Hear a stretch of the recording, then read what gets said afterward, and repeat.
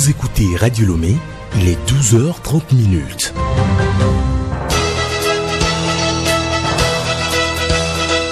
Le journal Léontine Atogima.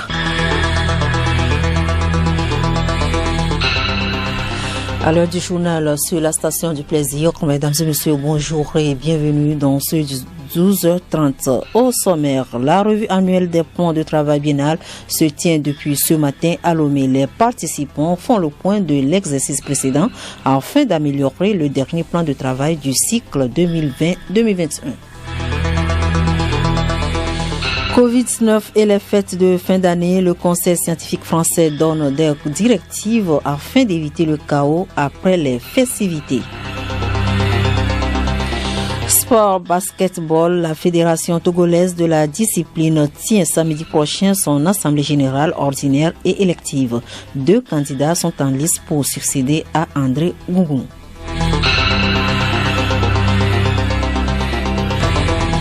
radiolomé.tg. Bienvenue dans cette édition. La journée mondiale de l'alimentation couplée de l'opération Téléfoot a été célébrée en différé ce mardi à Lomé. Cette 48e édition a retenu pour thème agir pour l'avenir, améliorer la production, la nutrition, l'environnement et les conditions de vie. Par ce thème, les acteurs veulent sensibiliser le public sur les problèmes alimentaires mondiaux et la pauvreté. Odette Pira. C'est aussi l'occasion d'appeler à la conscience de chacun sur le niveau élevé de la faim et la malnutrition sur toutes ses formes.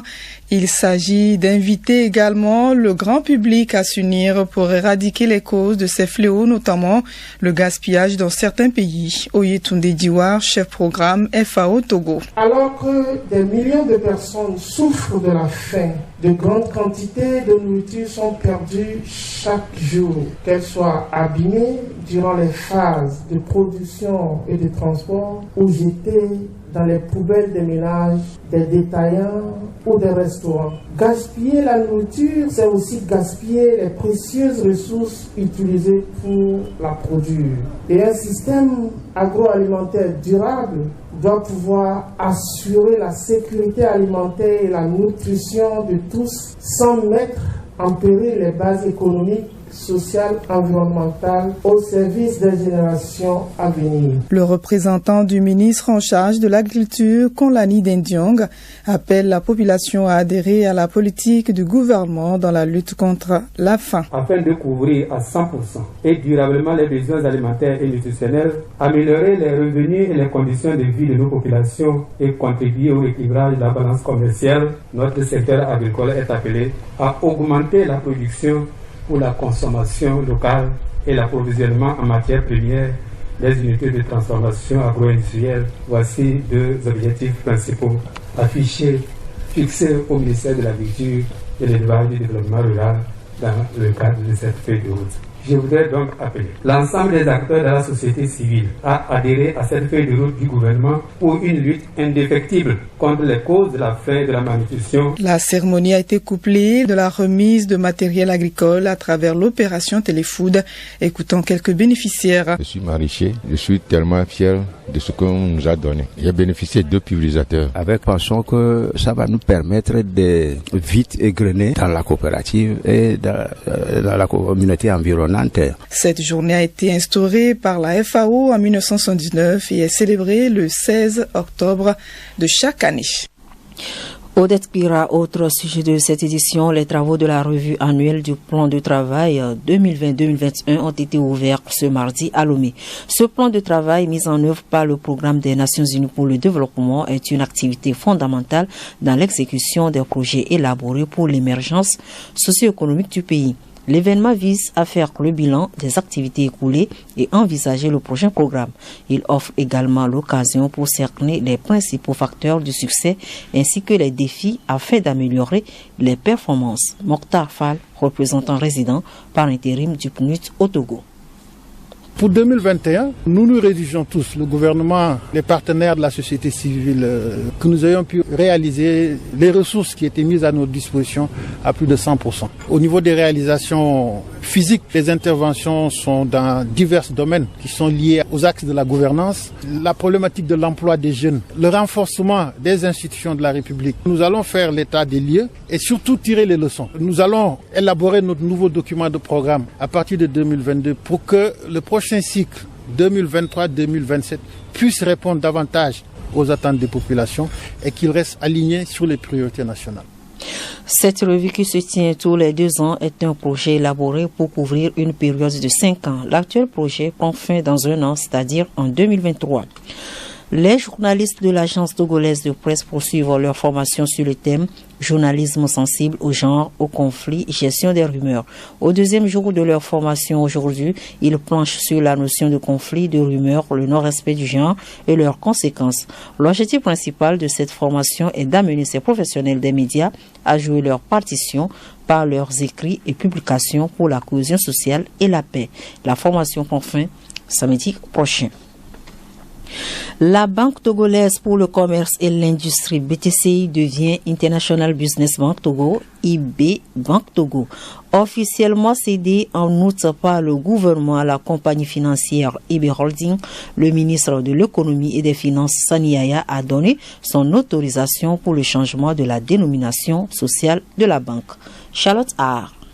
La modification de la structure de l'actionnariat de l'ex-BTCI est également approuvée avec 90% de parts détenues par IB Holding et les 10% restants par l'État togolais. Si le nouvel actionnaire s'est engagé à mettre à la disposition au cours de l'année 2023 une enveloppe de 10 milliards de francs CFA sous la forme de comptes courants d'actionnaires bloqués, ses dirigeants devront néanmoins, précise Sani Yaya, finaliser au plus tard le 31 décembre prochain les 2 augmentations de capital annoncées par un montant de 20 milliards de francs CFA, ce qui portera ce dernier de 7 à 27 milliards de francs CFA. Les responsables de IB Holding devront en outre parachever le processus de transfert des participations à la holding, notamment celle de IB Burkina, au plus tard dans 6 mois. Enfin, il est attendu de leur part une ouverture du capital à d'autres investisseurs disposant de la capacité financière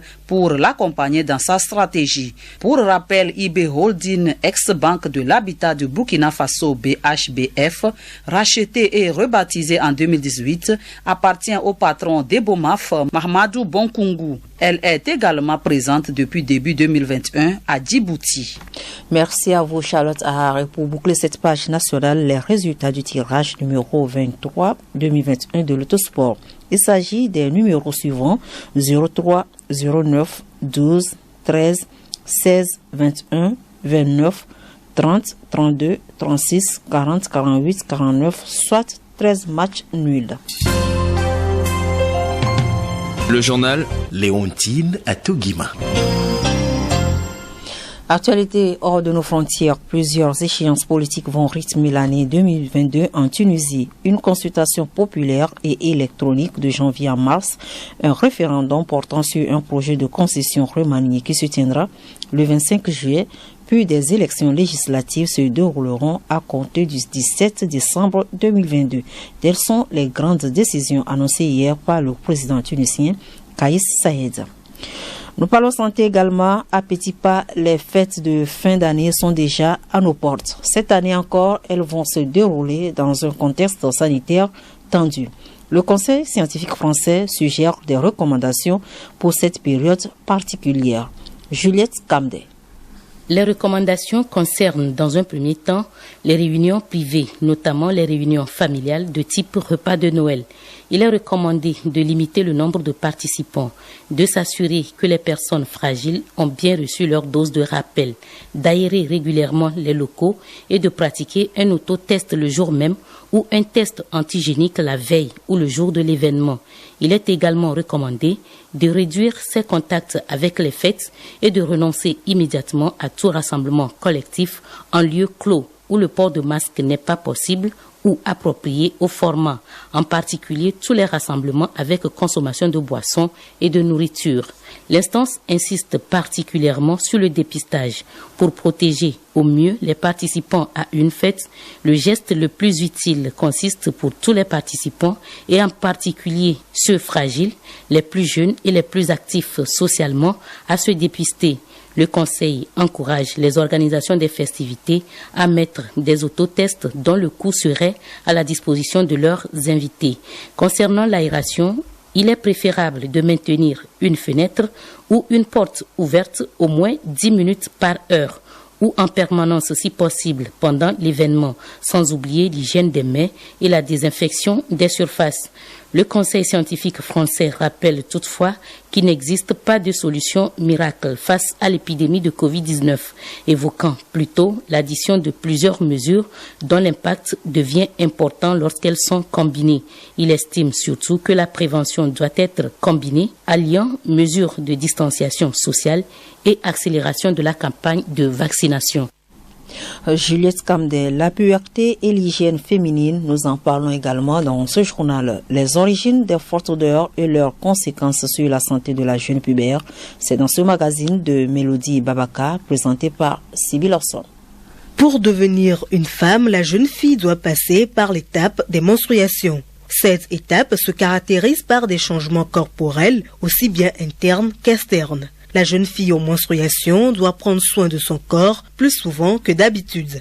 Maoubero Mario, médecin spécialisé en gynécologie obstétrique au CHU Sylvanus Olympio. Après fécondation et quand il n'y a pas de grossesse, l'ovaire va considérablement diminuer sa production d'hormones et par conséquent, cela déclenche le détachement du surplus des tissus qui se trouvent au niveau de l'endomètre et son évacuation à travers le vagin constitue ce qu'on appelle la menstruation. La menstruation est également appelée règle. De son corps en période menstruelle est capital pour une harmonisation ou un bien-être chez la femme qui est en menstruation. Il s'agit de prendre bien sa douche, de nettoyer bien sa culotte, de préparer un remède naturel, chimique ou médicamenteux contre les maux de ventre. Surtout le matériel adéquat. Il s'agit ici des serviettes et des tampons que nos femmes utilisent au cours des menstruations, sans oublier l'éducation des filles et des garçons sur le cycle menstruel. Prendre soin de son corps en période menstruelle est une priorité. Mis à part le fait de vouloir garder sa zone génitale propre, la femme doit conserver une bonne hygiène corporelle.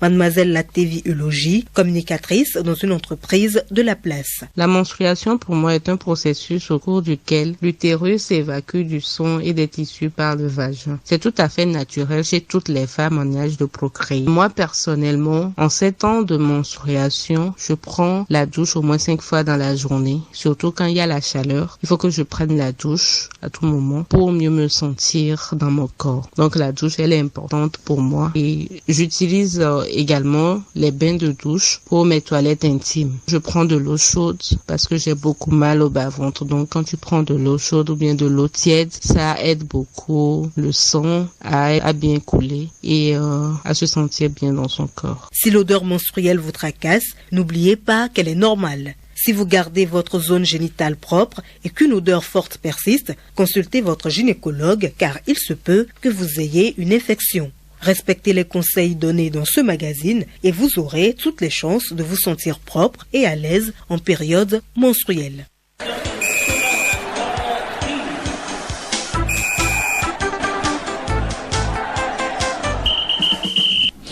La page sportive à présent, avec 7 jours du coup d'envoi de la compétition, plusieurs pays se séparent de leurs sélectionneurs. C'est le cas du Soudan qui vient de limoger Hubert Veloud, ancien entraîneur des Éperviers du Togo. Au plan national, la Fédération togolaise de basketball tient samedi prochain son assemblée générale et sélective. Edo Assignon.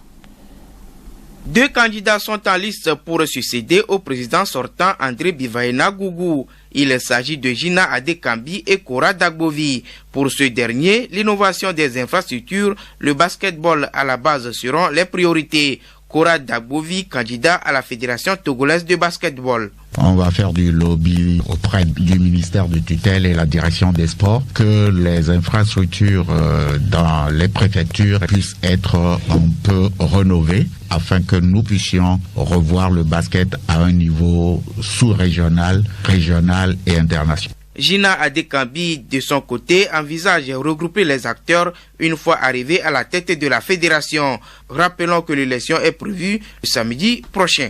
Football, sale temps pour les sélectionneurs français qui préparent la prochaine CAN au Cameroun.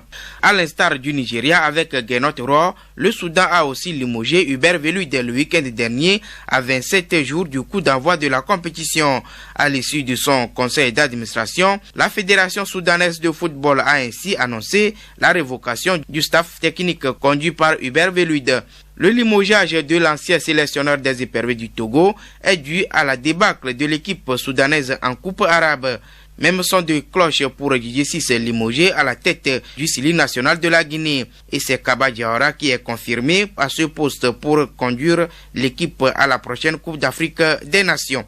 Toujours qu'en 2022, le dispositif sanitaire spécial Covid-19 a été dévoilé au Cameroun. Il s'agit d'un protocole sanitaire pour les 5 villes hôtes de la compétition. Pour aller au stade durant la CAN, il faudra un pass sanitaire et cela concerne aussi bien les équipes en compétition que les spectateurs. Tous les tests seront gratuits et aucun billet ne sera vendu sans test négatif. Pour rappel, la compétition aura lieu du 9 janvier au 6 février 2022. Avant de boucler cette édition, le rappel sur les résultats du tirage numéro 23 2021 de l'Autosport.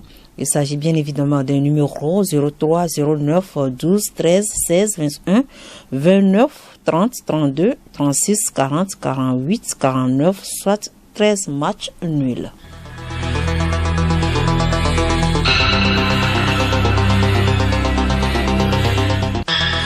Point final à cette édition. Merci de nous avoir suivis. Retenez pour l'essentiel que la revue annuelle des points de travail biennal se tient depuis ce matin à Lomé. Les participants font le point de l'exercice précédent afin d'améliorer le dernier plan de travail du cycle 2020-2021. Et puis Covid-19 et les fêtes de fin d'année, le Conseil scientifique français donne des directives afin d'éviter le chaos après les festivités.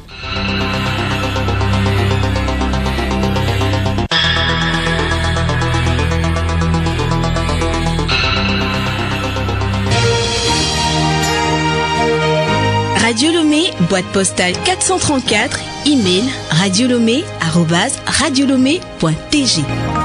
Radiolomé.tg